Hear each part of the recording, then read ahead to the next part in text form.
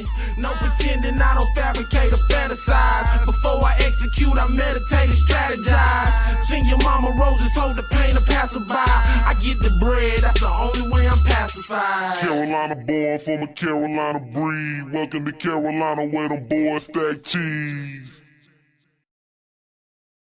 Hey, what it is, man. Hey, the Sweet Podcast, Tuesdays and Thursdays, better watch for the Sweet, man. Got my homeboy Boo here, man. Pleasure, man. Ron, Pleasure, man. Taylor. Yeah, hey, yeah. y'all know him from back in the day on that court. We here to talk about something else. We gonna come back to that a little bit different, man. Right. Hey, Boo, man, like, ever since I know you've been a solid dude, stand-up dude, bro, I just want you to come on here and talk about not only the entrepreneurial things you got going on and what's to come, but also, man, speak on like just the origin story, man. Let these people know. Okay. You know what I'm saying? Like, let them know what's going on. Yeah, I give them some of the origin, you know Know what I mean?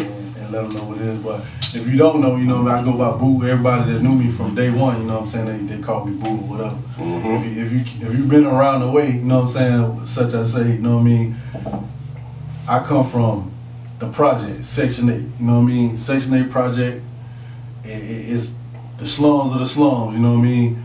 But my family history, man, the origin of that people don't really know. You know, you say names like Shelly Dog, you know what I'm saying? You say names like Tony Red, it sparked a light bulb, you know what I mean? But what they don't know is my connection to it. They don't know Shelly Dog being Pops. You know what I'm saying? They know Ron and Rand or Renzo and Boo and School, you know, the certain names, but you know what I mean? Just to give you a little bit of rundown of the history of that old man. But I came up in Jackets Terrace. There's a project called Jackets Terrace. You know what I'm saying? Those who know that's from Columbia, that's really from the Met. You know what I'm saying? Jackets Terrace was before everything. You know, you had Hilly Homes, you had Saxon Homes. You know what I'm saying? These are projects. Like, rough end project. Yeah. I'm talking, this is way before, you know, my grandma and them, you know what I mean? 14 kids. You know what I'm saying? My mama was the baby out of 14 of the kids or whatever. But, you know, back then that was the norm. You know what I mean? Having like big families like that or whatever. But, you know, we all grew up in poverty, you know what I mean, struggling or whatever cases, but I always had a strong background as far as hustling. And on a physical standpoint, I always wanted to be fighters. Like my grandpa's name is Scrap. You know what I'm saying? From Hopkins. Damn. He's known for fighting. So that's where I get my, you know, you hear the KO or you hear whatever little stories or whatever. So, you know what I mean? We can go all the way back to that. But, you know, just to let you know what I mean? Like I bounced around from school to school. I started off at Line Street Elementary School. Ah, you know what I'm saying? So once to skip the time from Jackets Terrace, when we moved out of Jackets Terrace, I ended up going to Hilly Homes at the age I probably was about 3, 4, 5 years old. We had a situation where the apartment caught on fire. You know what I mean? Like my mom, man, bad little jizz. I'm talking about 2 and 3 years old, man. One of my cousins. We in the crib, he trying to smoke a bull red. No, like literally a baby bull red. He got the lighter. He done mashed it up over this trash can trying to smoke a bull red because he imitated something he done seen out in the hood. Like he done seen people smoking. And you know, to us that was normal. Like you trying to be cool. The plastic dripped into the trash can.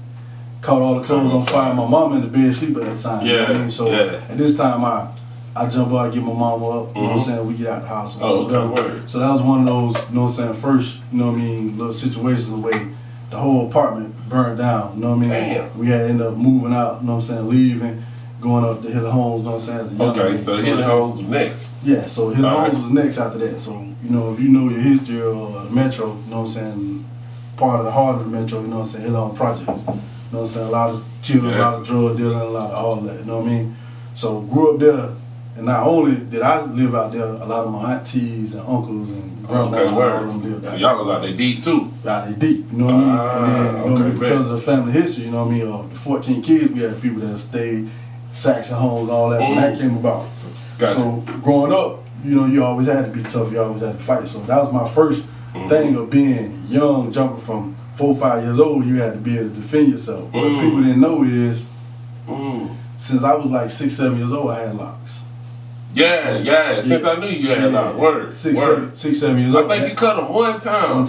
One time. Yup. Word. And that came from my uncle. You know, my uncle being Tony Red, Green Street, you know what I mean, which is called my father. Everybody that know me from now on, they call him my father because he actually raised me and my brother that you know about my mom. You know what I mean? I got plenty of brothers, but my mom, Zoe, who you speaking on, so you know what I mean? So he raised us, you know what I mean? He kind of took us in because that was his baby sister. My mom was his baby sister. Okay. And at that time, you know, having kids, living in the project, struggling, you know what I'm saying? Pops ain't around like that. So, I get it. right, you know what I'm saying? Doing time. Doing time in jail, all this, whatever. So, yeah.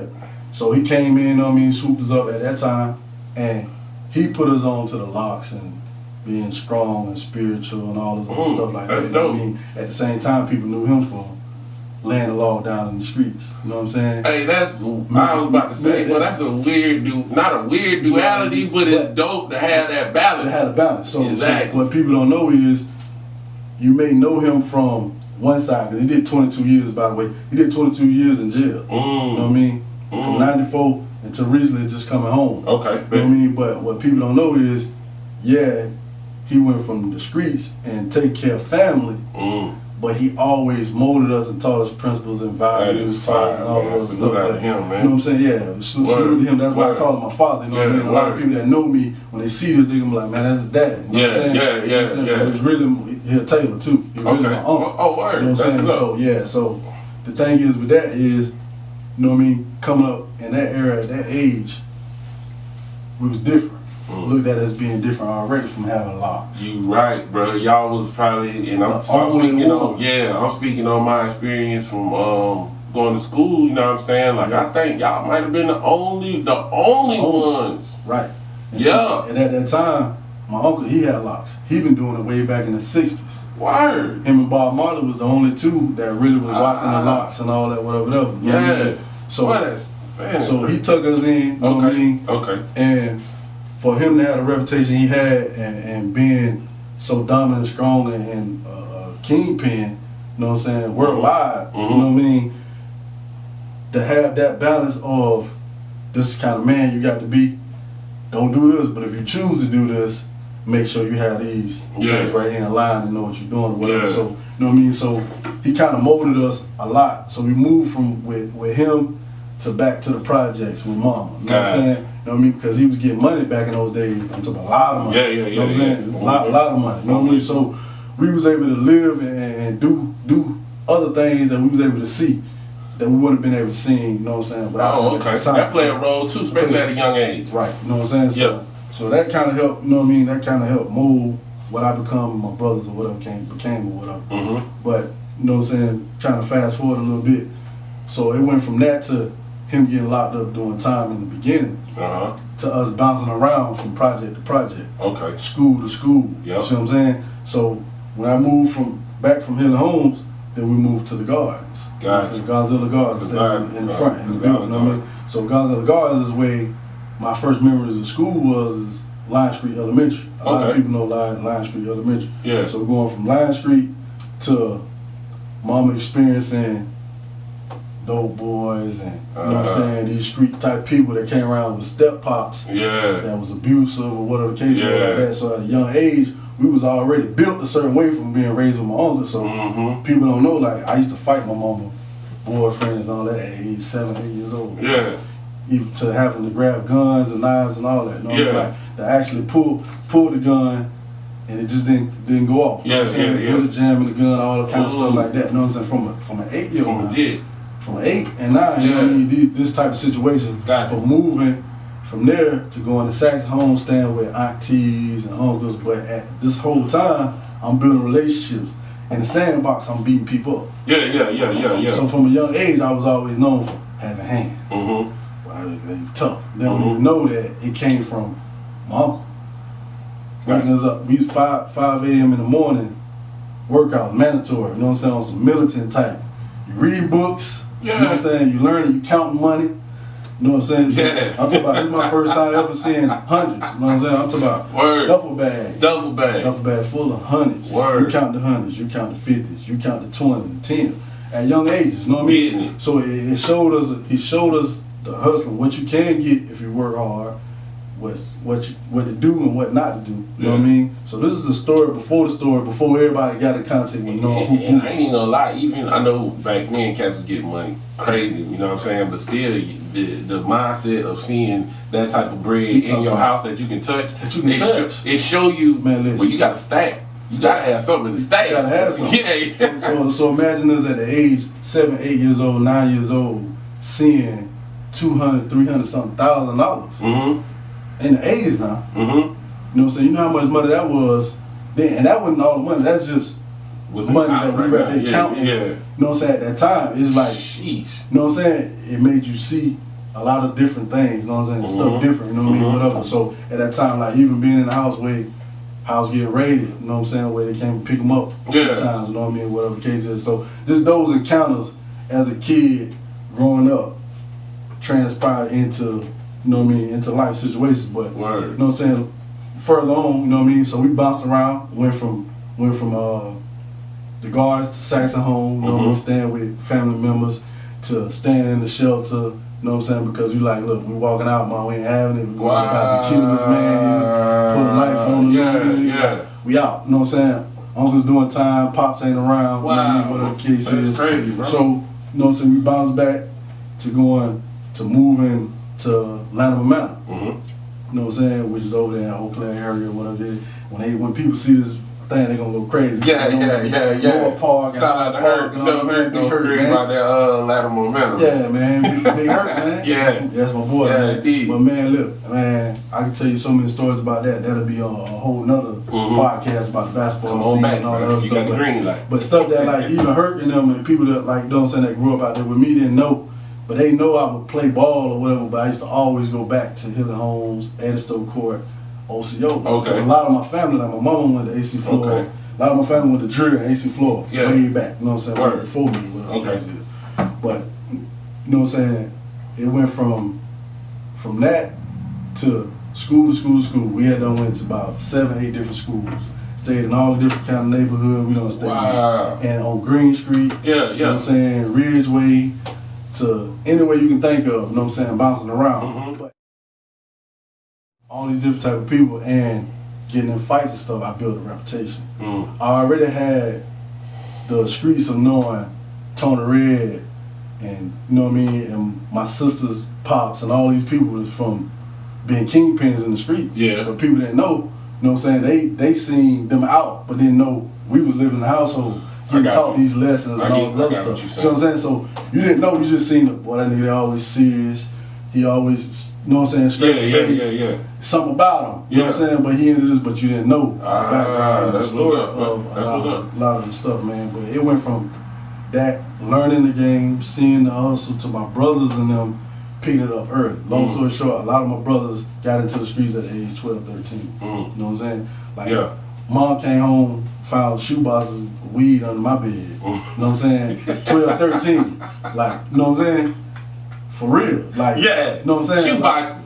Yeah. You know what I'm saying? So cousins and all that. You know what I mean? It was just a family type thing. Yeah, that's how it went down. I use my mindset of you still can make millions of how could I be an entrepreneur? How could I make this money this way and don't have to do time? Let me ask you this right here, since you said that. What planted that seed? Because it sounded like you came from poverty. It sounded like you came from hustlers, you know what I'm saying? Right. But you seen what stacking money was about. Right. But of course they had to have that entrepreneurial mindset to grind out there in the street to accumulate this type of bread. Right. But where did you get the mindset that I don't want to go to jail to deal with that? Like a lot of cats who grew up in that think jail part of the game. It is. And it's part of the game. Yeah. So just like what you're saying, what clicked to me, I don't know if I was always, my grandma always told me like out of all the kids, I was like all of them in one. So I was always a thinker. You know what I mean? I was always a thinker. Your grandma hit you with stuff like that, well, it'd be deep, powerful. Right. Yeah. So I was a thinker. I always was like, yeah, they doing such and such, but how could I do something and not get caught? So being curious as a kid, it's still like, yeah, that's the way. Yeah. But how could I do these type of things or do something? And that my first love was basketball. Like, okay, this will get you out of here. Word, okay. But you ain't got to do this type of thing. You know what I mean? But at the same time, I wasn't only just dreaming basketball. I was dreaming of supporting the family, taking care of the family. How could I do this? So having a hustling background and mentality, when it really clicked was the older I got, believe it or not, my uncle always been telling me the right way. Invest. Do this. Buy land. Yeah. You know, so I talk way back when land wasn't even $100. Yeah. You know what I'm saying? Like way back as kids. Tell me about land. As kids. I'm talking about kids. Like we had lectures where he'd bring us in and we counting money, we reading books, achievement, spell it. You know You know what I'm saying? Read this dictionary. Why? Read this book. You can have this, have that, have that. You know what I'm saying? So he was always playing mind games with us and teaching us, man, believe it or not. So awesome, I didn't understand it at that age. Yeah. But once I got to about 14 years old, 15, I was like, it started clicking. So I started seeing certain things, and you know what I mean? That's fine. Researching, you know what I mean? Like just researching and seeing other entrepreneurs and people make money, like guy with FUBU and all that. Yeah. So I was always like, dang, well, how he did that? You know what I'm saying? And he would always say, do your research. Don't ever believe what somebody say, but you can get whatever you want in life. So he always was a motivational speaker that spoke positive stuff into us. But other people on the outside wouldn't know that. You know what I mean? So it clicked at 14, you know what I mean, to say, you know what? I wanna obtain these same things and have more in life, but how can I do it without doing the time? So like that, to go back to that, like you say, like my brothers, Ron, Rand, Zoe, all of them did fair time. All of them did time in jail. A lot of my uncles did fair time. A lot of them for murder, you know what I'm saying, drug trafficking, all of it, you know what I mean? So, but I always had them to reach back and say, bruh, man, don't do this, you know what I mean? Yeah. You the muscle, you are muscle, you are this, you are that. So they kind of kept me motivated even when you be like, you know what, the easy way for me to go is this way. It's this way. You know what I'm saying? And every time I stirred that way, I had a family member or somebody say, hey man, no. Wow. We can handle this, let us do this. That's dope. You do you because you the thinker, you the smartest one, you the strongest one, you know what I mean? And like, that's dope. Just to know like my brother's background and, you know, some family history, they the ones that you come to get, like if you really wanted some business to handle. But I'm the one that they call to lay down the law. Like I was always that one, you know what I'm saying, that just naturally gifted with the hands, being strong-minded, strong-willed, period. So even with around them, like certain people would meet them and see them like, boy, they gangsters. Boy, they this, they that. Under them that, they that. But they look at me on a whole different level because I got that balance. Word. Like Jay-Z said, you know how to move in the room for the votes. Like you gotta know how to balance yourself and you know what I mean? So that's why I say my grandma like all in one. Fine. Yeah, so that's that situation, man. And wisdom. Yeah, the wisdom. You know what I'm saying? So I think that and basketball being that it saved me a lot, even though, you know, a lot of transition through that stirred me away from it and then got me back to it. But leaving from that, you know what I'm saying, not having, but having at the same time when family out, everybody around, you got everything in the world, you know what I'm saying, to not even having, you know what I mean, to knowing, look, ain't nobody gonna give you nothing, you gotta go out there and get it on your own. Word. So to speak on that, I think my first thing was going to rate yards. You know what I'm saying? Going to rate yards just to get some J's. How old you was when you did that? Man, I was 14. 14. That's why I was like, you know what? He never gave you anything. He gave it to you. Anything you want, but you had to work for it. Yeah. You know what I'm saying? You had to put in the work. So it's basically like ain't nobody ever gonna give you nothing. Yeah. They go 10,000 right now. Show me what you gonna do for this 10,000. You know what I'm saying? Show me what you gonna do for this right here. You know what I'm saying? You can obtain that, but what kind of work you gonna put in? You know what I'm saying, to get it. Word. So, you know what I mean? It went from that, man, to him going to jail, get out, go back to jail. You was at Raking Yards, I didn't mean to throw you up. Boom, right. Okay. So at Raking Yards, you know what I mean? So that was like the first time, because when he was going away, it was basically like, you know, you want the new J's or you want the new shoes. You gotta go get them. Gotta go get them. Gotta go do something. Either I'm gonna go do what my brothers are doing, you see what I'm saying?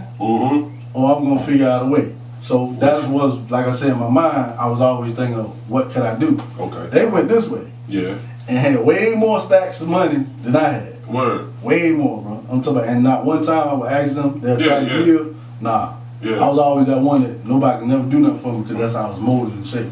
So long story short, Raking Yards, get my basketball shoes.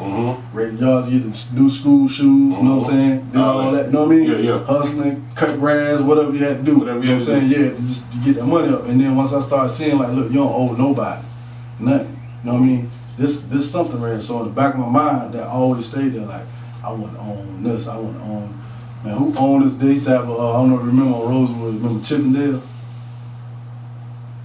This is way back. Yeah. And they had the laundromat right there. Yeah. Found out Piggy Week. So young, we used to have to walk to the store. You know what I'm saying? We used to walk to the store because you know we never had school buses. You know, our hood was one way in, one way out. Yeah. You're right. No food, they wouldn't serve food. They wouldn't no food deliveries. Damn. They stopped the cabs from coming after the man who got killed in the cab, whatever the case is. But Yeah, Hilly Home. right, Wow. so we ain't had no school bus, no nothing. And up until probably like 2000, right when they was tearing it down, was when they provided school bus. So elementary school we walk, middle school we walk. You know what I'm saying? All the way to school. Yeah. But we had that when we walk down there, you got chicken dinners and all that. I used to always be like, who own this? You know what I'm saying? How's they getting this money? How's they with it? So I was always the curious kid of the bunch, always thinking about, we paying 25 cents for this canned soda. But who own the machine that they getting the money from? I got Like, you. who getting the money? Yeah. Oh, the sisters on it, you know what I mean? So I was always in my zone quiet, just, you know what I mean, in that mode of thinking that way. You know what I mean? But Tight work. so that's what sparked the interest of the entrepreneur, Yeah. being on your own. Yeah. That didn't come back until after the music part set in. Okay. So I guess, you know, we probably want to jump into that. All right, man. Whatever. I ain't even gonna lie, man. For y'all, I don't know if y'all know, man, but Boo done did, like, I would say, probably attain the most. If it was levels to this rap thing coming out of Columbia, I would say Boo probably went the highest. And I know this from when I was doing my rap shit. I used to be thinking like, damn, man, they say Boo down there in Atlanta fucking with Block. Yeah. Boo down there in Atlanta with Jock. You know what I mean? And then, like you said, this was before Instagram and before the Facebooks and all that stuff, so it wasn't really no whole bunch of pictures. Yeah, man. But the word was out in the street. Like, everybody knew what it was. Like, it wasn't no... Yeah, so go ahead and talk about what level you went to, boy. So, man, look, we're going to start that from the beginning, man, because that's a funny story, man. Like you say, man, it's an honor to speak on it, because just knowing that y'all boys are doing y'all thing, you know what I'm saying, with ball game, man. Yeah, man. I ain't salute for that, too, bro. To hear that coming out your mouth, Southern Dynasty and all them, like, when I heard those names, like, I was fans, you know what I'm saying? Like, what people don't know is, I wasn't even doing music then. I was just fans of y'all. You know what I'm saying? When y'all first starting off, even back in school and all that stuff, like, really doing y'all thing. That's what's up, but like you say, from the start of that, man, it's a crazy story. You know what I'm saying? I know y'all know my partner Hollywood. Yeah, shout out to Hollywood too, shout out man. to Hollywood, man. I wish he could have been here, but he'll probably be on the next one. Yeah, you know what I'm that'd be dope. and give you more of the story. But come on through, bro. long story short though, man. So fast forward to me back at Hand, going to Hand Middle School, which is zoned for Hilly Homes. Yep. Hollywood went to Hand too, 6th grade. That's when we met. What? Yeah, man. Listen, man. White boy Troy. That's what White boy Troy. White boy Troy. Yeah. So we met then in 6th grade. Okay. He always was rapping and writing then. Wow. Him, Leland, and Corey. I don't know if you remember Corey from Eastway Park. Corey from Eastway Park. I can't say I can't. Yeah, but Corey, all of them was like really. I remember leading. Yeah, and they were writing and rapping. Sure. You know what I'm saying? I was known for, he can fight, he play basketball. You know what I'm saying? Like, he real good in basketball, he can fight. You know what I'm saying? So we had a class together. And I used to see them back in class, they used to write, rap. Mind you now, I never had no interest in it. I just like what they was doing at the time. But what people don't know is Mr. Black from Hilly Homes. Speak on it. Right. You know what I'm saying? He family. He used to come, when he came back from Atlanta, you know what I'm saying, So Def, doing his thing with So Def, his rap book, he used to keep at my house. Wow. You know what I'm saying? I know he probably had plenty of them, but a lot of times he stopped through, because he played ball too. I don't know if people know, he was nice with the basketball too. You know what I'm saying? Hey, you know what? This is the second time Mr. Black name is mentioned on the show, and the dope part about when people who got like some type of rap legacy in the city come through, when they telling they story, they documenting the history, and he always at the beginning. He always at the beginning. Always, man. Go to speak on what he. So like I was saying, like back then, you know what I mean. When Hollywood first started, or Troy, as you know what I mean, rapping or whatever.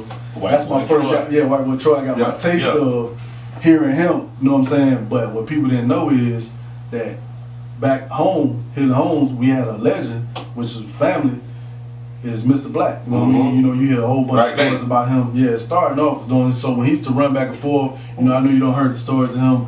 Get ghosts from down in Atlanta with JD and come back home and have to come find him or whatever the case is. But what people didn't know is me and him connected even on the basketball tip too. Cause you know I always into ball. He's always catch me at the court. So anytime he out, like anybody who know me or just lived in Hill Homes, I used to be outside until the lights turn on. And when the lights turn on, I'm still outside. Yeah. So when they serving or doing whatever, my cousin whoever might be on top of the hill, you hear the ball bouncing. Boy, that's boo. Yeah. So Black used to always slide through there during the day, night, or whatever. Shoot with me, whatever the case is. Man, hey, hold my book for me. So I used to take his rap book, put it in the house. You know what I'm saying?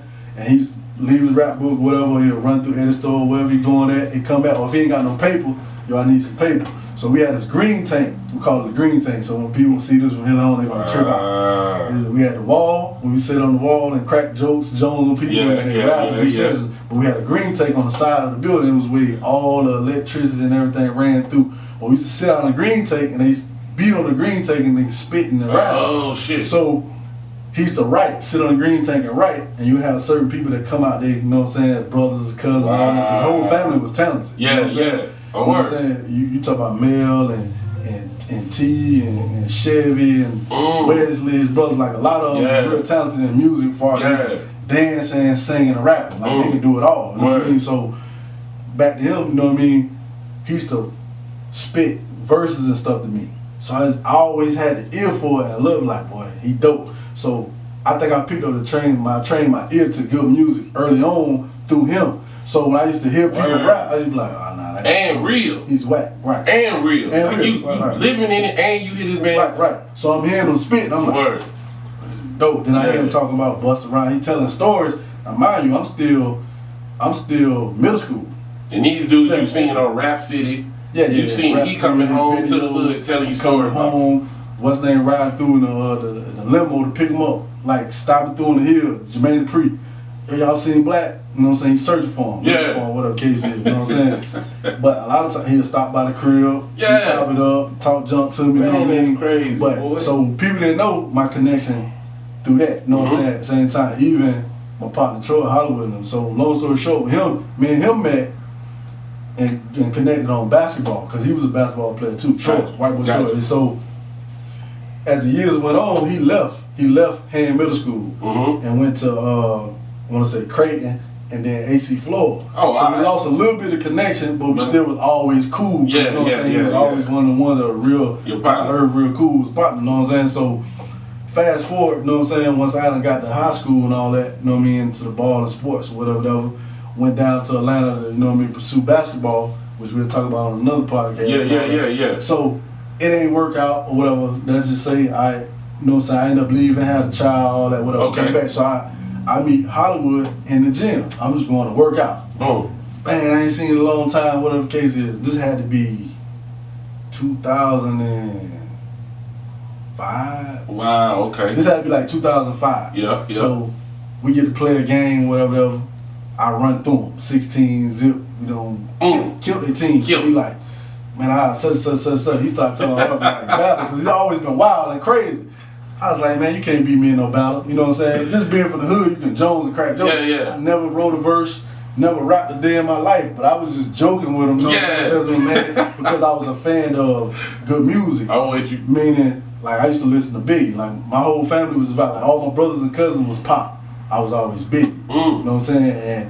And what people don't know is from my uncle, all the way up until probably about when he went to jail in '94, all I used to listen to was Bob Marley and the Wailers. Wow, you know what I'm saying? For oppressed people and all that conscious. Yeah. I used to always play that, you know what I'm saying, at the locks or whatever. And then Biggie was like my first taste of, and then you got 8-Ball, MJG. All that started coming. But long story short, so I always knew the music, like I said, had the ear, listen to Black and them, so stuff I heard, I can just throw it out there because I done heard something before. It's fake. And so I'm playing with him like, come on in, let's battle.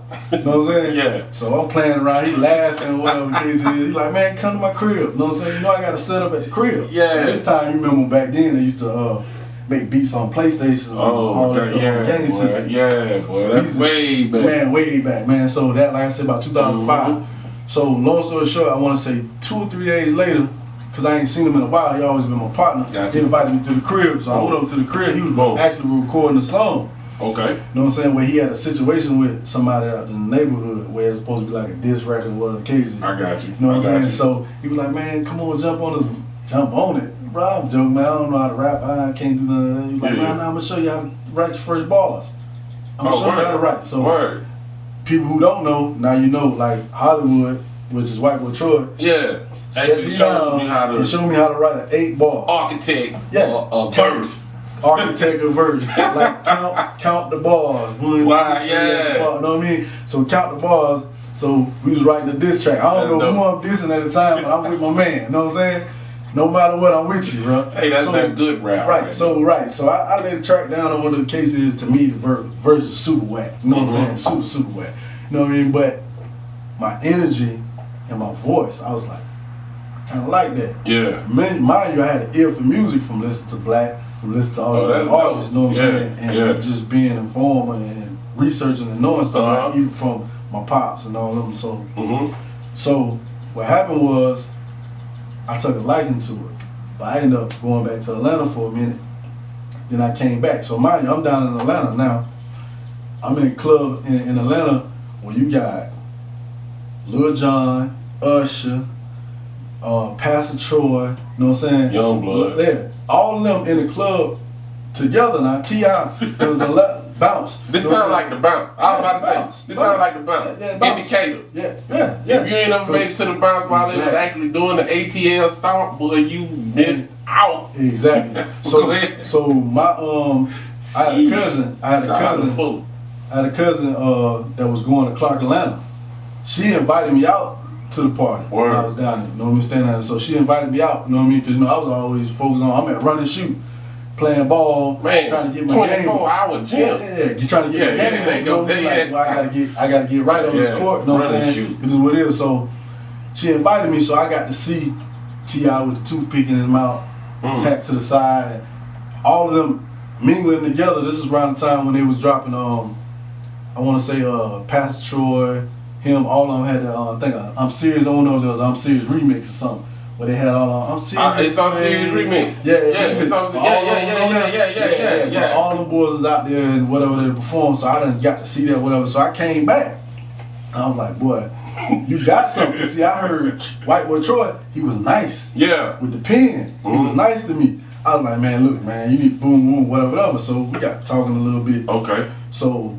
What people don't know is he was comfortable with doing the music for himself or whatever the case was. But he had his favorites, like he been into Shorty Slick and Super Deuce, like heavy. Piezo, heavy. So he introduced me to a lot of their old music. Wow. I heard of him and I was always a fan of like Piezo. Yeah. You know what I mean? Shout out Piezo too. And Slick. So, and Super Deuce. Right, so Super Deuce and Slick, he was like, nah, you gotta hear this. So he put me on that music even deeper. I'm like, boy, yeah, that boy's cold. You know what I'm saying? And that's when I started learning about who was who and who all doing music. All I knew was Black was really doing it on the level. Because, I wasn't even and that was I mean, they was actually doing music before that 2005 time. Before then. Yeah. So, I'm late. I'm late. I knew of them. But you ain't knew they was laying it down. And I didn't know they was laying it down, like spit like official. Like Deuce and Slick was official. Piezo was official. Like really official. But I didn't know that. You know what I'm saying? I knew of them, but I didn't know it. So he put me on that and he started running down the research or whatever and get me in. So that draw me in more. Like, oh, they're from the city, this and that. Okay. You know what I mean? So what happened with that is I had more of a memory from my background of a drive or not having and knowing when you got something, if you put everything into it, dedicate yourself to it, you can make something happen. You gonna make it happen. So basically, I don't put a battery in his back to pump him up and say, look, man, you need to take this from the house to out there. Yeah. I don't really know how to do it, but he's gonna take me some time to learn how to whatever. Yeah. But I'm sure, boom. So basically, I was just backing him. So he's like, man, I'll give you a couple of little beats or whatever, you know what I'm saying? And let you write something too, you know what I mean? Whatever. So I think you give me like 2 beats or something like that. So I think I recorded another song after that. Yeah. Trash. I ain't even want to say, man, don't even put that on nothing, right? I don't even put that on nothing. So man, that's how you know for real. He just keeping it 1,000. Yeah, already. 1,000, no fluff, bro. Listen. So I'm like, man, super trash. Okay. Second song ever. So I'm like, nah, they ain't nothing. So what happened was, ended up moving, like, I moved back, you know what I'm saying, whatever, my baby, all this, whatever, ended up moving back, whatever the case is. Now, this was the crush. So, during this time of me moving, before me and Holly got together and started doing the studio out of the house, now that I think I'm okay with the writing, I'm trying to learn. So now I'm going back researching Jay-Z. Yeah, all right. Right? Infrared is their cousin. Infrared got a deal way back then. Infrared. Damn, so they connected to those. Well connected. So that's what I'm saying. This way before blocking them now. They already been connected. And it's the reason why, even with his brother them being with Diddy and all that, I'm just showing the whole layout where people can understand how serious their management team is and how serious they are and how for real this situation was. Breaking it down. Word. So Infrared is their cousin, right? So Infrared has a deal, and he was a writer. He wrote a lot for Fat Joe and them. Matter of fact, he just won a what's name? You know the I'm all the way up. Yeah. He wrote that hook. He's on that hook. Oh, okay, word. Yeah, they just won an award for that. Oh, that's dope. And all them, but he Swiss Beats wrote. You know what I'm saying? He's a writer and he's an artist. That's you know what I'm saying? Under what's name. But long story short, so when we first left from, they brought me from down there and we went to New York. He put me with Infrared, so I was able to learn more about the music. When he was able to help, I was able to see him write, listen to his music and all that, whatever, and kick it with their family history to learn the game. So this, so this is what people don't even know. Like this is some history and so crazy. So all right, so with Inf being who he was and the respect he had even in the music industry from Jada Kisses and all these people that respect his pen, respect him as an artist and all that, you know what I mean, and their family history of even before Infrared with Mike Geronimo and all those other people. I got to go to Mike Geronimo's house, sit with Mike Geronimo. He played me music. He gave me suggestions and ideas on what to work on. I ended up being a student. So this is stuff that people don't know. Like right now to this day, you can call Mike Geronimo and Infrared right now and still talk to these boys about music and all that. That's crazy, right? Dog. So it's crazy, man. It's crazy. So the thing with that was, all right, so now mind you, I done learned a little bit. We done recorded some of them for our mixtape that we supposed to be putting together for Block them. So now they done took us back home to all the connections and everybody they know. So now this is when I start getting a rundown. Oh, you know me and Mace is homeboys. You know me from Harlem. So long story short, the management team and those brothers that are all from Harlem, from Polar Grounds projects. You know what I'm saying? Right across the street from Rucker Park. So they're well known and all that, whatever, well respected at the same time. But Jim Jones to Cameron, to Mace, to Loon, they all buddies. Like buddies. Went to school together, real buddies, like real friends, like how we came up to school together. These boys went to school together, friends, and know each other. So the connections of the family and all that, even from Mike Geronimo all the way through, the music connection always stayed there, plus the friendship between them. They just needed the artist to find to do whatever. So we down here, we going up there to record, and we going to Atlanta, back and forth. So this is the time now. Y'all back and forth from New York today? Yeah. Okay. So this is when I meet Easy LP. Alright. They introduced Easy LP. If you don't know what Easy LP is, Easy LP was responsible for doing Ooh Chi Wally Wally by Nas. Oh, word. He did Get Money, Junior Mafia, Special Deliveries. You know what I mean? Right? So from meeting him, going to his house, looking at his plaques and stuff on the wall, getting tracks from him and all that, to learning, going back and forth, to going back to studio and going to record in the same studio that Biggie recorded in Puff Joint. I'm just curious, like, just like I don't want to stop you right there, but how you felt? Cause this is the thing. Like I know for me on that artist tip, like you said, some humble beginnings. Rapping in a nigga bathroom or a closet, right? And then you finally walk into a real studio. It's almost like when you go from playing basketball at the at the court at Henry Holmes, you walking into like Henry Williams, not Williams, USC Stadium or Charlotte. You can feel the energy. Like I gotta step my game up. Right, and I'm glad you said that. Boom. So with that question, and then we get back to the other one. A situation where we met at a hotel. This is a fast forward when I get back to it. We was at a hotel room where I rode the elevator up with Baby with baby and she had Cash Money. We go up the elevator up with them. Just remind you now. We on the same elevator with them. Gotcha. Go up the elevator with them, get off on the floor with Diddy across the hall. My manager and them is the room across from that. Word. We in there, he got the jury box, Diddy jury box over there, about 100 racks in cash, right?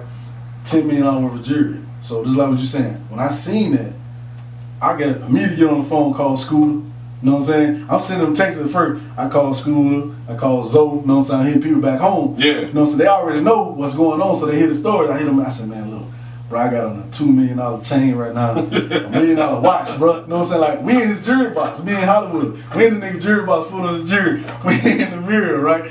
Going in. So Hollywood's like, man, bro, I'm finna run up out here with one of these. B.O. was like, yeah. B.O. was one of the brothers. He's like, yeah, that's what they pay me for. So we just make jokes about it. Yeah. Holly had him throwing the Jacob watch, all that, whatever case is, you know what I mean? So I told him, Holly had said something. I said, you know what? This is motivation right here, bro.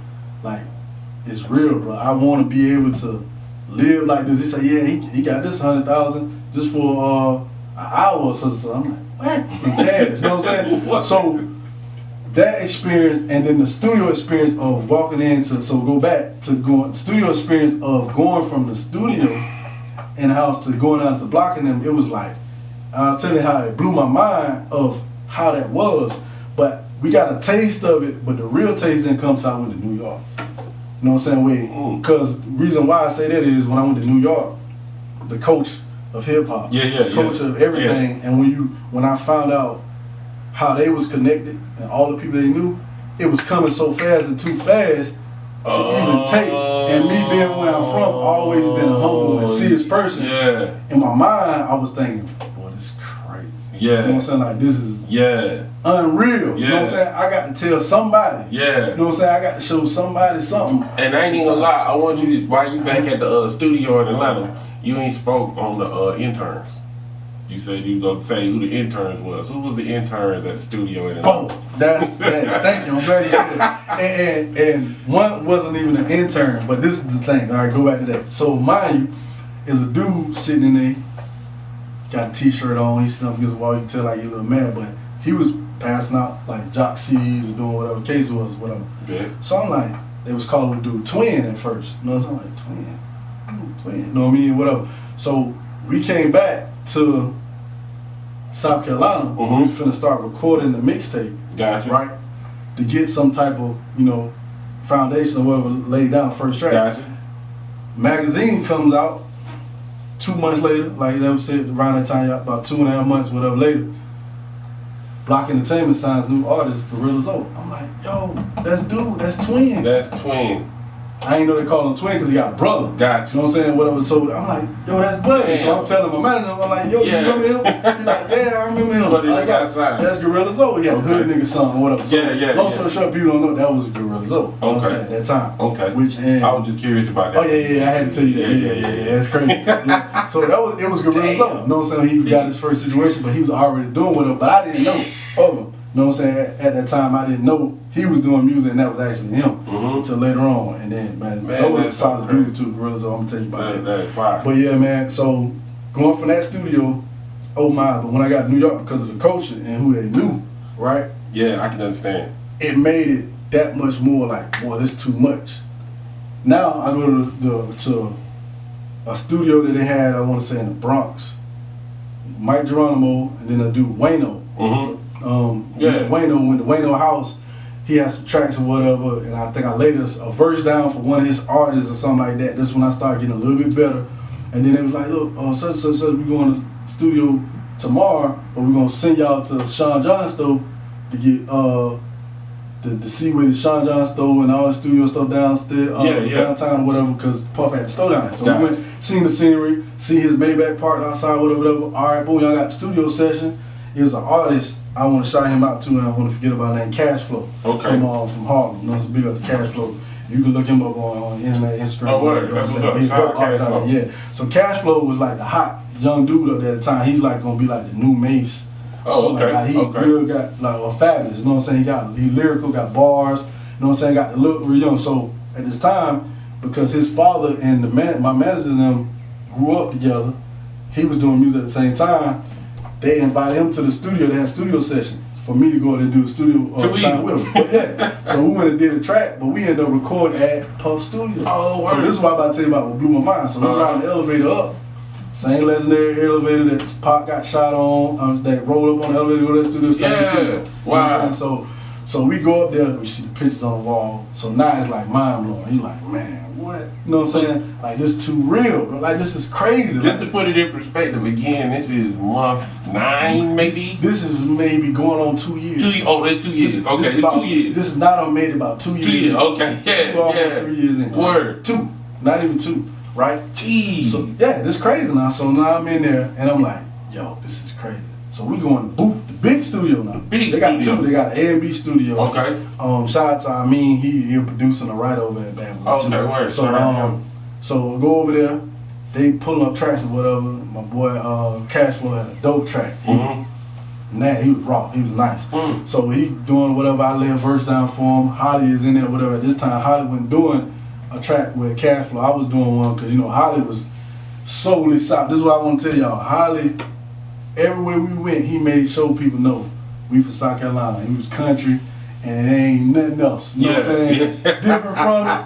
I don't like y'all. I don't like y'all New York sound. I don't like y'all beat. Yeah, he was actually acting like I said, bro, you can't be like that. So I was the one that got him to transition into different type of beats, different sounds. Oh, okay, word. Nah, he wasn't even on it. Nah, he wasn't on it. He was straight. Wow. Country, southern. I don't care about nothing else but South Carolina. Y'all whack. Hey, I respect that. I respect it. I had to level head. You know what I'm saying? I know how to learn. All my uncles and aunties. I got you. All in one. So I'm like, look, bro, I understand what you're saying, but business, you got to handle a certain way. Be honest. You got to tell them, look, man, I don't mess with that. Yeah. You know what I'm saying? Yeah. But you got your energy got to be positive. You got to be a certain way. So long story short, he didn't want to record nothing at the time. So I recorded. So we leave from there. Go into the studio, we got 2 producers in front of us. At this time, we don't know who these cats is. Okay. I'm about to blow your mind with this one. So they like, yo, we got some tracks for y'all. We want y'all to check out. You know what I'm saying? B.O. was telling what else about y'all, this is brother, whatever. So we like, all right, word. So we sitting there. My manager, them nephew, named T. I mean, my partner T-Rod. You know what I mean? Like a little nephew to me too. Okay. He was in there with us. So it was me, him, Pre, and Holly. Alright. Man, they get to playing tracks, bro. I'm going crazy. So me, Mighty, Jay-Z, Biggie. This is where my ear was at. Like Geronimo, all these other people. So I'm getting some of the northern lyrical side and the southern side. So when they playing these beats, I'm like, yo, talk, right. This is outrageous, like industry. These super industry. So I'm going crazy. Holly's sitting there like this. Ain't moving. Ain't bobbing his head, nothing. Ain't bobbing his head, no nothing. So my man, like, yo, my man, what's wrong with my man? Like, he acting like boom. Then Holly has the nerve to tell us these 2 legendary producers, what I'm telling you, man, that, man, if it's like that, I'll stand up. If I feel something, I'm gonna stand. If I don't feel it, I ain't gonna. Basically. Yeah. They done went through 4 beats. I'm going crazy. That man ain't moved not one time. Wow. So they had to pull him out the room for a minute. Damn. T pulled him out the room to talk to him. Yeah, like it was like that. Like that's how raw it was. So they got upset kind of. You know what I'm saying? Like, look, y'all need boo, y'all need whatever. So that when I gave them a rundown, because they was basically like, well, y'all need to go out here in the hood and see something for y'all move a hole. Because they thinking pigs and cows and South. Some of them ain't know. Like, nah, I'm from the project. Like, I ain't never raised a pig or a cow or whatever. Yeah. So that's when I had to let them know what it was. Yeah. So it was a mutual respect thing. Like I had to get on them or whatever and say what I had to say. And my manager's gonna laugh about this when he see it too. So I said what I was saying. But all in all, every beat they played was fire. So gave me the rundown. So these producers, it's called a hitman. I don't know if you ever heard of the hitman. Bomb. Come on now. So Sean C and LV responsible. I don't want to be a player no more. Yeah. Remy Ma, Neo. All you gotta do is say the hit. Feel so good. Yeah. Busta Rhymes. Yeah. They was on American Gangster. Jay-Z. And you know what I'm saying? They done did way more. I can just call it out. Right. So long story short. Yeah, man. Did right. So they gave us a CD with 14 tracks on. Right now, two years in this thing, man. Almost. First project about done. We finna work on the second one or whatever. So we come back home to Holly. We done had this speech with her. So we in the crib. He's still making beats, whatever. I'm pulling the CD out. Yeah. Bro, we need to do one of these tracks. Cause mind you, they're waiting to hear What y'all gonna do? what we gonna do to their tracks. Oh my God. He don't want to get on them. They whack. He don't like them. Man, you don't know how legendary these crazy these producers is, whatever. You know what I mean? So long story short, with that, Crazy. I end up writing another song. I don't know if you remember New Jack City when they was outside doing Living. Yeah, you know what I mean? yeah. I changed it into I flipped the hook and got somebody to sing on it. Right? Okay. So got them to sing on it. We did verses. By this time, we're getting a little bit better, whatever. So Hottie, he finally gets on it because I wrote the song and he ended up liking it. So he snaps on it. We send the track back, right? Mm-hmm. When we send the track back, how about they hit back and say, this need to be out now? Damn, bro. Like, this need to be out now. Like, this dope. Y'all need to get Anthony Hamilton on this hook. And yeah, Holly don't like the song. You know what I'm saying?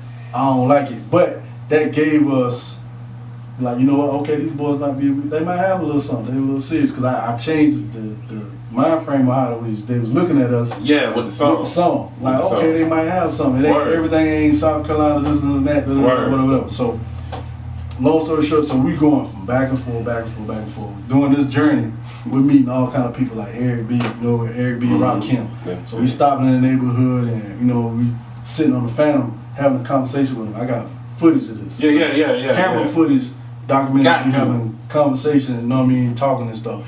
And he taking me to meet, you know what I mean, all kind of people. Like anybody you can think of, from producers to managers and all. And then I want to say this real quick before I forget. Yeah. They got a cousin named Gino. He worked with 50 in them. Yeah. So he's engineering and doing whatever 50.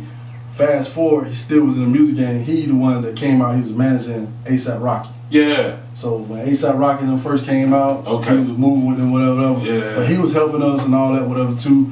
So he connected me with Loon, went to Loon House. But that's crazy. I'm just sitting here thinking about how you came from what's the name of the projects by C.A. Johnson? From Jagged's Tears Jagged's Tears, to In the Home all the way to fucking.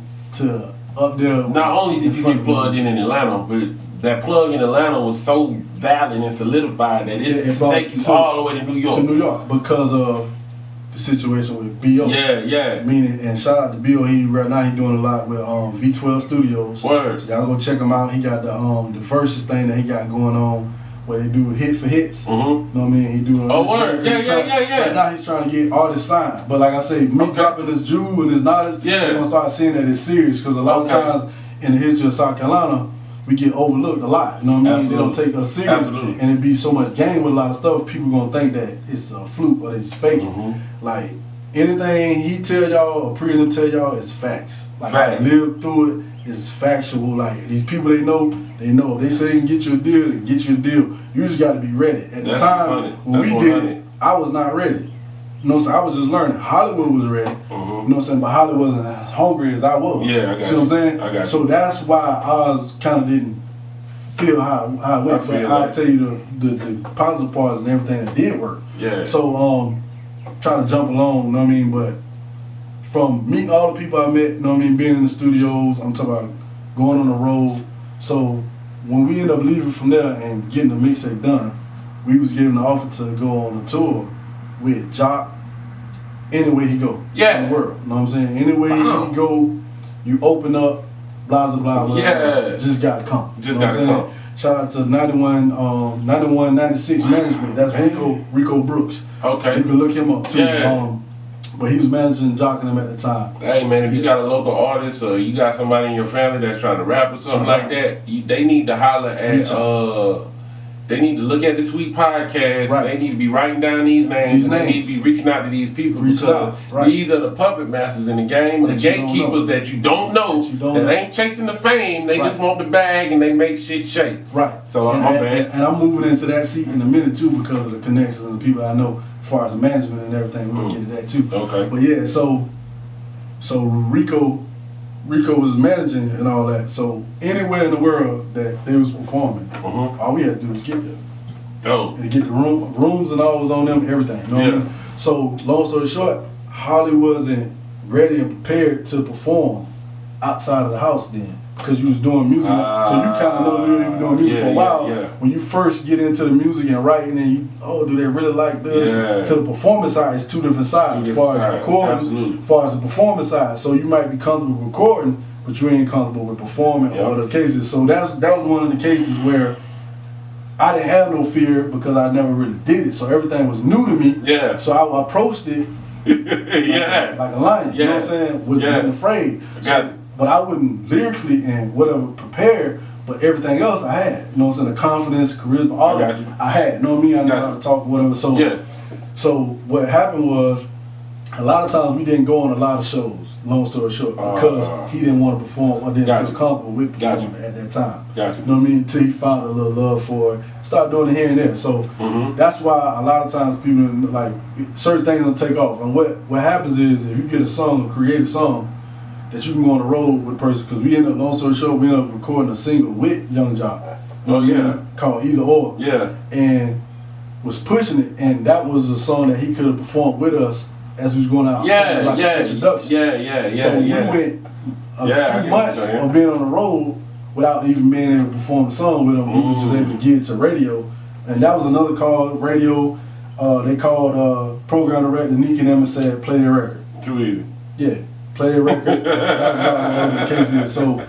So with that going on, we was able to perform anywhere, but we only performed certain places, and you know what I mean, certain shows. Understand. Built our foundation here where the name was still going, everybody was getting popular. Whatever the case is, we built our studio, which ended up moving studio to one of my spots. So now this is when you get to the studio part of it, where we had Piezo, Do Dirty, Collard Green, Mr. Flip, Lil Rue,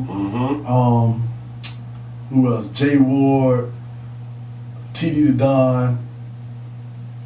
Man, I can just keep going. You named everybody I met pretty much. They was coming through us and we was recording music. They started hearing at the time that we was doing music with Block and Bad and all that. So Holly already was good at engineering, you know what I'm saying? Can mix beats and make beats, produce and all that. So he started with the production side. I started learning how to engineer and produce myself too. So he taught me how to engineer and produce. We learned all this going back and forth, you know what I'm saying, up and down from New York to Atlanta.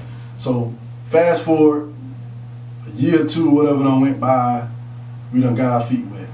I'm still not where I need to be. I know this, the other people don't know this. You know what I'm saying? So we put music out, putting songs out, you got DJs that's saying, the white boy nice, but he trash. They don't know the whole time we giggling in the back. I'm laughing. We know. You know what I'm saying? I'm the plug on the low, but I'm just trying to learn how to get there.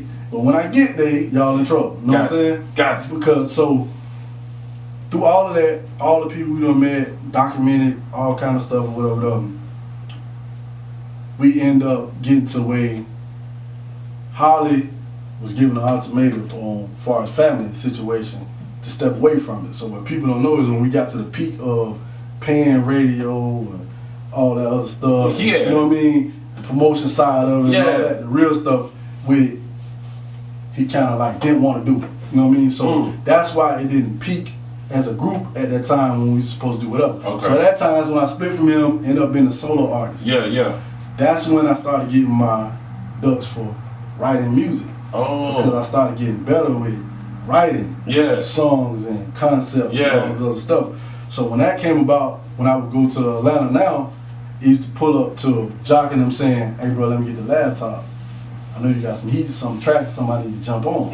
Type thing. You know what I mean? I got you. We build a relationship or one type of like bonding, you know what I'm saying, for music and stuff like that. So I ended up started songwriting for up-and-coming artists that came after us at Block Entertainment. You know what I mean? Shout out to Chris Kelly. So look her up. She's a Jamaican artist. You know what I'm saying? Wrote some music for her. Rebel Gang and so a couple guys, a bunch of young guys. You know what I'm saying? There's a lot of people. So end up started writing music, and a lot of times when you write music, people who've been doing it, you can probably speak on this, they've been doing it for a while, like that's their niche. They can probably put the pitch out and perform it better than I can do. I can write the story, but you can project it better. So a lot of the stuff that I've been doing, that at that time you might have been like, well, he ain't as good as me, but the stuff that I can pen was just as good. I just didn't know how to lay it down, you know what I mean? Project in one of the cases. So a lot of my stuff people was picking or whatever. So that's one of my dope experiences, man, the guy I ended up getting to meet, Bun.B, was Jock started recording Hustle. This is what people don't know. He had Swag Team Entertainment. That's another deal that he ended up negotiating with while he was under Bad Boy stuff. Is why part of the reason why they kind of had that split. Where they was kind of holding Jock on a 360 deal type thing, controlling everything, and wouldn't let him release anything else. But this is right after the Hustlenomics album. But anyway, he record Hustlenomics. I ended up doing a hook that's on Hustlenomics, track 18 with him and Trick Dad. Oh, okay. You know what I mean? Called Chevrolet Smile. Yeah. So that track or whatever, but before that track, he had a song called I'm a G, featuring Bun.B and Young Joe. Yeah. So we shot the video, which you can look that up too. The video called I'm a G on Hustlenomics Young Jock. Word. So we ended up going down to Atlanta to shoot the video. We all in the back for whatever. Bun.B sitting there. You got Dro. You got Lil Duval. Yeah. Me, Holly. You know what I'm saying? All this is chopping it up. You know Chopping it up. Yeah, they getting dressed. We trading. You know, Dro loves music. Like he one of those ones that he passionate about what he do. Mm-hmm. So if he come up with something new, he on some. Why don't I let you hear this? So I didn't know that until like when I met him at that time. Yeah, that's fine. He was spitting verses and stuff to Bun.B and to Block and all of them around because we just kicking. This behind the scenes. I got you. Dro had the Escalade with the stupid things on. Yeah. Yeah. You know what I'm saying? So he spitting verses, so we in like a cipher type thing. Mm-hmm. Bun.B rolling blunt. He trying to pass him blunt like, nah, bro, I don't smoke. You know what I'm saying? He trying to get me to smoke with him. Yeah. We sitting there just having a conversation and talking. And this all off the strength of being affiliated with Word. Bad Boy. So Yeah. I was able to have a conversation with him, and everything. What I did was I soaked a lot of game. Word. You know what I'm saying? When I come encounter with somebody, I ain't a groupie. I ain't never in a group. I don't want to take a picture really. Yeah, so a bunch of stuff might have pictures like my manager gonna laugh about this too. They're like, man, come on, he too serious. Like they used to call me Stoneface, blocking them. I got call you. me Stoneface. I got you. They serious. Like I was never the one that, boy, come on, let's get in this picture. Which I could have did it thousands of times with the people that I met. Yeah, But a lot of stuff is documented where I have pictures and all that because of the talk. But long story short, I like to rather being a fan, super fan of groupie, I want to get some knowledge from a little bit of game. Mm-hmm. So I asked a little bit of questions. So I was able to chop it up with Bun.B, Mm-hmm. gave me some game. Dro gave me some game. You know Mm-hmm. what I'm saying? I always got game from Block every day. He always Right. talking. And he one of the ones that he like, games to be sold, not told, but he'll tell you little jewels. You know how you throw something out there? You listening to college, like when you get in college, you know, the professor give you a lecture. You got to take notes yourself. And give you the whole answer to the test. Yeah, but you ain't don't take notes. You don't take notes. You done. So that's what Block was doing, and I was soaking it up. Word. I wasn't strong in the artist side of it yet. Yeah. But I was able to adapt that from my uncle and I got Pop and them, yeah. from grooming me from back then. Think about Okay. it. From teaching me, so I was asking questions, so I was learning all that and soaking up game. Long story short, meeting connections and getting bonds with a lot of people, man, through this time. And Damn, that's 5 story cool. I came back to bumping into Mike Smith. Yeah. God bless the dead. God bless the Came dead, back, man. but what people don't know is Scooter, once again, his first baby mom, which is Lady is Nice fiance, finna get married to, she have a brother named AJ that went to LR. AJ. Scott, Did he move to Atlanta? I think so. I think I know what you're talking about. Yeah, AJ. So he went to LR and was friends with Mike Smith and SB and them because they grew up together young. So Word. what people don't know is before I even started doing the music, I heard them because they used to do, I think, battles and make little tapes at the house. And AJ and them used to have it, so he used to play it for me, and then Scooter would play it for me. Yeah. So Scooter brought it to me, and I remember that sound and singing and all that, whatever, which my wife, Mike, used to go to their church and sing at their church way back, and I didn't even know. You know what I'm saying? So she Full knew circle. all that, full circle. Yeah. So long story short, when I really got to come encounter with him and we got to chop it up, start knowing we knew some of the same people, and I had already heard him years before I even started doing music.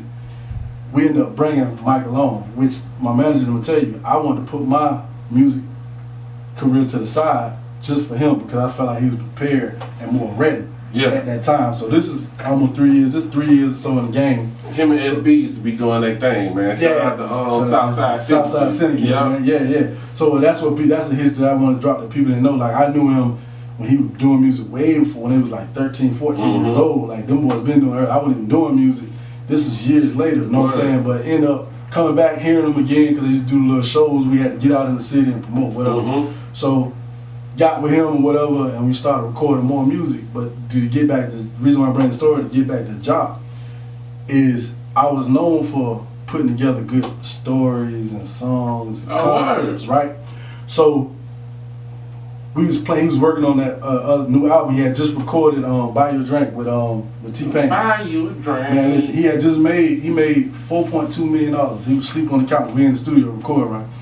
He sleep on the couch, blocked, and we come in like, man, Jock sleep. He like, man, let that man sleep. Boy, anybody who don't put in the work like he put in, showed us a check, $4.2 million. Oh my God. You know what I'm saying? Right. And imagine what block check was. Yeah. You know what I'm saying? But you know what I'm saying? Put in that work. He was recording and we played these songs, right? And he heard Mike.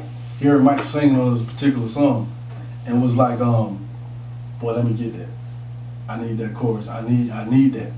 Like right now, like on some 50,000, but Hollywood didn't want to break on it. I'm like, no, we ain't selling that. He said, man, you got to give one to get in. That's how you get in with it. Me and Mike was like, nigga, let's do it. Mike like, I'll make those in my sleep. Yeah. You know what I'm saying? You can have that. You know what I'm saying? You can have that. But because all three of us was on this song, it was like, he didn't want to let off for it. So, you know what I mean? We let it go. But that still gave us some solidification, like, boy, these boys is dope. Yeah. So what happened was, that ended up turning us into a group, like a writing situation, production type thing. So at the same time, we've been artists. Mind you, me and Holly split up from being a group. He got back into what he wanted to do the music in. I'm still in the music, full-fledged, still with the same management. Brought Mike in the picture. Yeah. And now I'm pushing Mike. We pushing Mike and mine at the same time. Dope. So so what happens is now Holly comes around, so I go back down there and tell Block them, look, you know, white boy back at it. You need to bring him up here. He finna move down to Atlanta. So I got him the situation back again where he signed a deal with them to be an engineer. So what people don't know is Holly was an engineer at Block Entertainment. Yeah. And a producer. Right? So under contract, and which shout out to him now because he just got out his one of his contracts with them. Oh yeah, 10 years. Yeah, I just released that and put that on what's name. So that's the flip side. Be on the lookout for him because he might be dropping some new stuff. But shout out to him, man. I ain't even know he was doing it like that, man. That's what's up. He got so in debt with what people don't know is he was one of the first ones to come back with that mixing sound with the 808s and all that stuff. He got with Venom. Like Queasy, I don't remember Queasy. Queasy, remember Queasy and remember the name Queasy, and I remember the name I don't know Venom. Yeah, and Venom. So Queasy and Venom, he soaked a lot of knowledge and game from them too. Queasy was one of the main ones that was kind of sharpening his skills on the sonar and all that before we went to Atlanta. But when he got to Atlanta, he got with DJ Dana and a cat named Tomcat. Yeah. Tomcat, look him up, shout out Tomcat. Tomcat works for Gucci Man right now. Word. Even one of the Gucci head men or whatever. That's crazy, man. So I ain't gonna lie, Venom one of them dudes like Hollywood in a sense the way that he was been doing it. Been doing it.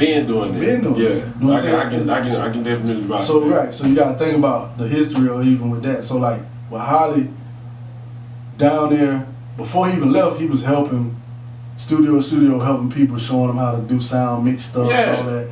From Quantum Beats to every way. AJ, shout out to AJ too. Yeah, man. I can't get AJ. Yeah, man. AJ, man, listen, AJ, legendary. Shout out to AJ, yeah. Word. So AJ will be another person they will call and get information. You know what? That's why I got to get on the show. AJ, repeat this, but I got to get you on the show. When you came to Columbia with Quantum Beats, boy, y'all set a hell of a high tone, man. Like, y'all really did a lot for the culture around here, man. For real. Exactly. So you gotta get AJ on there. So AJ was one of the mentors too. Yeah. So with all of those and all the producers or whatever, you know what I mean? He had all that in one, went down there. So we kept the ball rolling basically. He was working down there, living in Atlanta. I was back and forth, New York, all those places, traveling, still doing music, meeting all the people and all the case was, you know what I mean? At this time, like they say, struggling artists, you don't really get paid in the music industry like that until you get your first songs, and even when you get your first songs, depending on what kind of contract you're on, you really ain't seeing no money. Yeah. So they paying you for an image, to keep up, they paying you all this other stuff. You sure you gotta hear the stories and stuff like that. So at this time, you know, imagine just being on a development deal in the background, and you're like, dang, I'm writing songs for people, I ain't getting paid how I should be, I ain't doing this and that, but I'm right here. Yeah, all these right millionaires, right. people would die to be in this position. I mean, you know what I mean? Yeah. So you can't just let it go. You gotta work. You know what I mean? Yeah, so it's a tricky situation. It's a tricky situation. So with that being said, that's when, you know, me and my partners, my brother, the manager, that's when the entrepreneurship came into traveling back and forth and being in New York. We was like, you know, this is crazy, man, how everything is always 24 hours in New York. Like, city that never sleep, like they don't never sleep. Yeah. And Atlanta is like a baby New York. Yeah. So we was like, man, we need to do something, bro. Like, you know what I'm saying? Because at this time, my manager then was funding everything. They was making sure stuff was going. They was like, look, you got to leave whatever alone. You can't be affiliated with this type of this. If you're trying to do this for real, whatever, even working a job or anything you're trying to do, you can't do it. You got to be 100% in to make it happen. Yeah. You know what I'm saying? So you got to make money. So you got to either write music, produce or whatever, you know what I mean? Have your own studio or whatever coming in. So long story short, they was funding a lot of stuff and doing whatever. So we like, look, man, we need to put this money to use and make sure make it work. So what we ended up doing is open up a barber and beauty salon.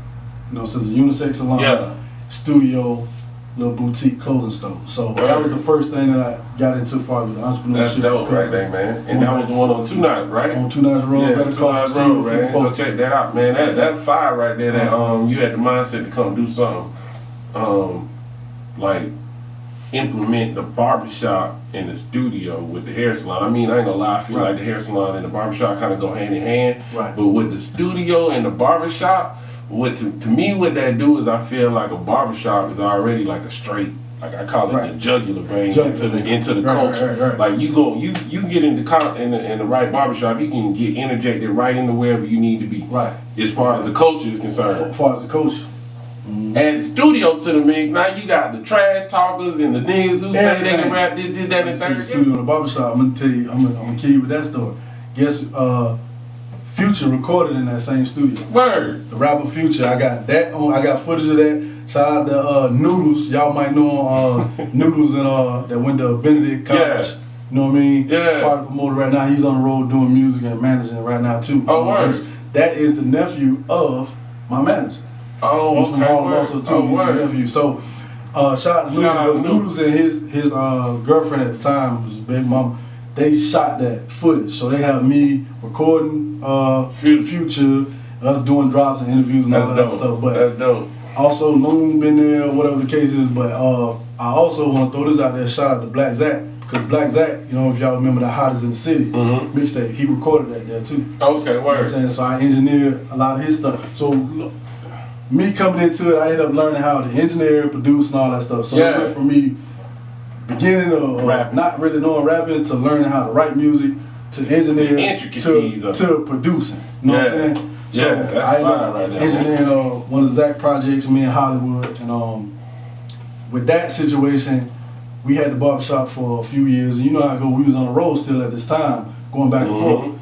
So we had people who weren't coming up on their end. I got you. So you know, you make the money, but you don't make, you know what I mean? You make the money. So I got what we had at the time, 8 salon chairs, 4 barber chairs, total 12. 12 chairs, booth rent and all that. But they looking at our lifestyle and how we living and moving, like they don't need the money, you know what I'm saying? Like, that's excuse out the excuse or whatever the case is. So after about 4 years, it was like, you know what, let's just go ahead and sell this thing, you know what I'm saying, move on, you know what I'm saying, whatever the case is. So we did that, but we still, like you say, at this time, we doing the music before Mike passed away or whatever. What people don't know is, and I want to say this too, me and my manager then, we was in Ohio at this time. Mike and Hollywood was actually staying at Gorilla Zoe's house. That's why I wanted to go back to Gorilla Zoe, how it really was. People don't know that Zoe opened his house to us, even when we was going down there. Like, we slept in the studio some days and did music, but he opened his house to us, block did too. But we used to sleep at Zoe's house, record at his house. He would make sure we ate, all kind of stuff like that too, you know what I mean? And showed us ways of getting money and all that, even though like Hollywood was selling beats 1,500, you know what I'm saying, stuff like that. But he made a way. He always been real, like. And Mike and them had just went to visit Cool and Dre. Yeah. They went to Cool and Dre house, chopped up with Cool and Dre, did some records with Cool and Dre and them. Met with T-Pain, got footage and pictures of that. I'll show you that in a minute. You know what I'm saying? Got to kick with them, recorded song Nick for Nicki Minaj. Man, listen, what's his name? The Locks. Got records with Fat Joe. I'm talking about heavy hitters, bro. Yeah, you name people that are like official legends in the game, you know what I mean, the hip hop. Like, super legendary, bro, and like really like produced with them, like actually produced songs with them, wrote songs, recorded, got game, knowledge, all the other stuff. But what happened was Mike ended up, while we was in Ohio, he ended up, you know what I'm saying, getting killed and passed away. That right there is where my passion, a little bit of my passion for the music kind of left, because at that time, what people don't know is I went to my management and said, look, man, let's put my project on hold. Yeah.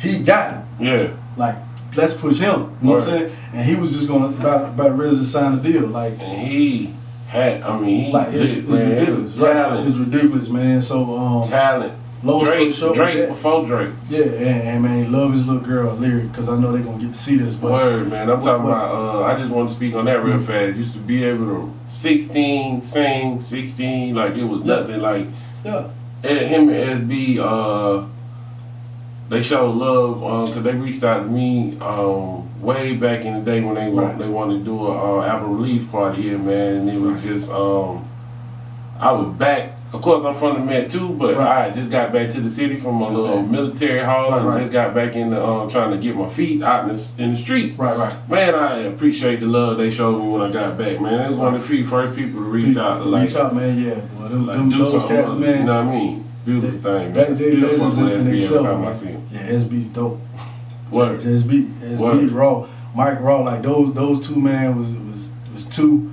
And believe it or not, bro, if I could have helped everybody, well, bro, I ain't gonna lie, man. What I got from your story, dog, so far is going back how the bravery, the strength, and the being able to soak in game is key. It's key. Going forward through your whole shit, because like when I'm listening to the story, I'm just like, man, when it's meant to be, that shit's like a luge. It's like slipping down a slippery slope or something. It ain't no. Ain't nowhere. It's going. It's beam. Yeah, that's crazy. And that's what it was, bro. And like you say, like outside looking in, people don't know. They like, well, man, they got it. It's easy. It was hand to them. Whatever the case was, it's God given. But at the same time, it's a situation. You never know what your situation is gonna be, right? Yeah. But you gotta take it for what it is. You know what I mean? And you gotta put the work in on top of it at the same time.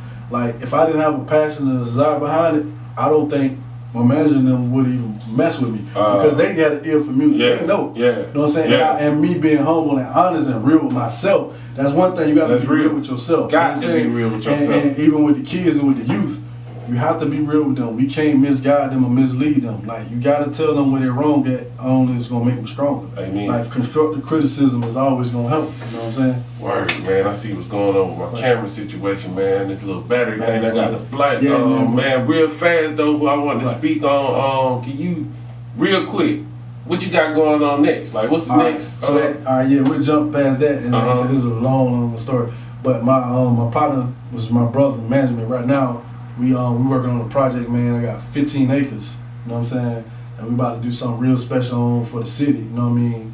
And it's in the works right now. We done been meeting with the city council, meeting with the mayor and all kind of stuff like that, man. So I'm super excited to come back and talk to y'all about that, you know what I mean? But that's huge, that's our next thing, man. So we went from that to losing to, you know what I mean, still gaining, man. We'll get into the basketball and all the other stuff. More story next time, man. But this right here, man, is honor, man. My nigga, I'm humbled to have you on the show. I'm glad we could reach out, you know what I'm saying, even for back in the day and come back and do this right here. Exactly. It's the Sweet Podcast, man. Sound wisdom examining everyone's perspective, man. On Tuesdays and Thursdays, y'all make sure y'all check me out. Don't forget to hit the like, the subscribe, and the share button, and all the names he was calling out. If you pick this podcast, man, hey, find somebody trying to do a podcast, baby. Check them out. Yes, sir. Yeah. Got you, bro. Let's get it. Welcome to Carolina where them boys stack cheese.